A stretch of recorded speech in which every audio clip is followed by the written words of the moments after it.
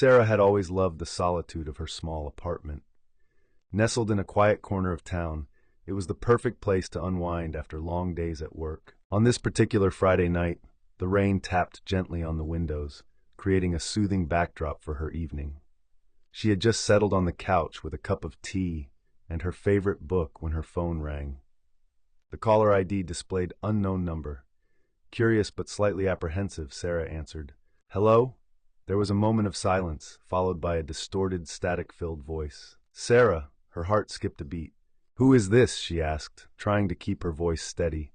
The voice ignored her question. "I'm watching you." Fear prickled at the edges of her consciousness. "Is this some kind of joke?" she demanded, her voice wavering. The voice continued. "Look outside your window." Against her better judgment, Sarah stood and slowly approached the window. Peering through the rain-streaked glass, she saw nothing unusual. "There's no one there," she said, trying to sound braver than she felt. The voice laughed, a chilling sound that sent shivers down her spine. "Not that window." Her eyes darted around the room, finally landing on the small window in the bathroom at the end of the hallway.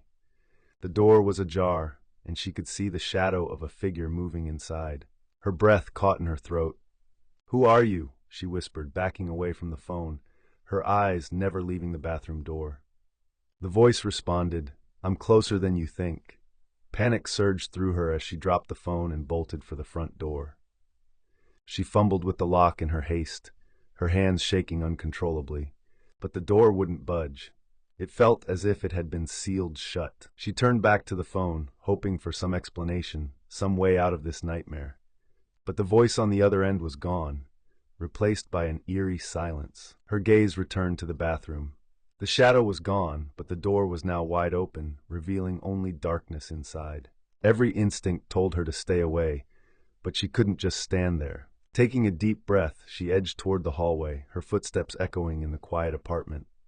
The air grew colder with each step, the chill seeping into her bones. She reached the bathroom door and hesitated, her hand trembling as she reached for the light switch. She flicked it on, but the bulb only flickered weakly before plunging the room back into darkness.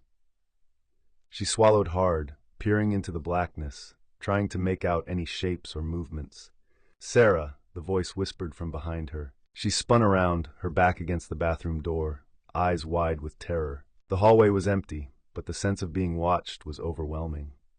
"You can't leave," the voice said, now coming from all around her, surrounding her. Desperation clawed at her. She bolted back to the living room, grabbing her phone to call for help. But the screen was blank, unresponsive. She threw it down in frustration, her breath coming in ragged gasps. The lights in the apartment began to flicker, casting eerie shadows on the walls. The room grew colder, and the sense of being watched intensified. "Please, just leave me alone," she screamed into the empty room. The voice laughed again, a low, mocking sound. "It's too late, Sarah. I'm already here." She felt a cold breath on her neck and turned to see the shadowy figure standing right behind her. It was formless, dark, and its presence radiated a malevolent energy. With nowhere to run, Sarah backed into a corner, her heart pounding in her chest. The figure moved closer, its form shifting and twisting, reaching out with shadowy tendrils. "No!" she screamed, but her voice was swallowed by the darkness enveloping her.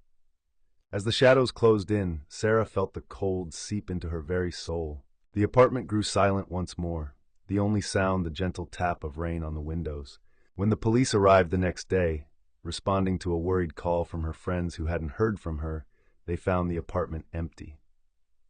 No sign of Sarah, no trace of struggle, just an eerie, unnatural cold that lingered in the air. The only clue was her phone, lying on the floor, with a single, chilling message on the screen: "I'm closer than you think."